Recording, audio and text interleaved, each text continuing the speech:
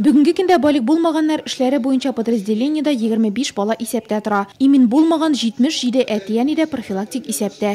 Баласына тиешле тәрбия бирә алмаган кешенең функциясе мәктәпкә, өстәмә белем бирү учреждениеләренә, балик булмаганнарның буш вакытын оештыруга җәлеп ителгән спорт һәм мәдәни объектлар җаваплылыгына күчә.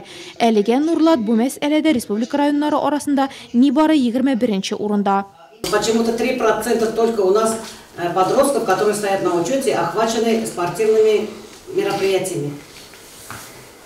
Мы же эту работу можем провести, а их же у нас не так много. Мы можем закрепить их, за учителями физкультуры можем закрепить, за школами можем это закрепить.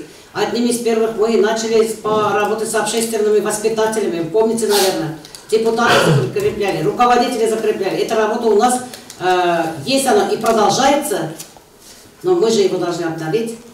Район башлыгы урынбасары сүзләрен статистикада раслый. Үз-үзләренә бирелгән, буш вакыты берничектә оештырылмаган яшүсмерләр тарафыннан быелның 3 аенда 3 җинаять кылынган, тагы 3 баланың хокук бозуы теркәлгән. Төнлә олылардан башка урамда йөргән 10 баланың әтиянисе административ җаваплылыкка тартылган. Флора Нугманова бу юнәлештә эшне активлаштыру, форпост үзәгенә һәм мәдәният йортларына мәсьәләгә формаль караудан туктау бурычын куйды.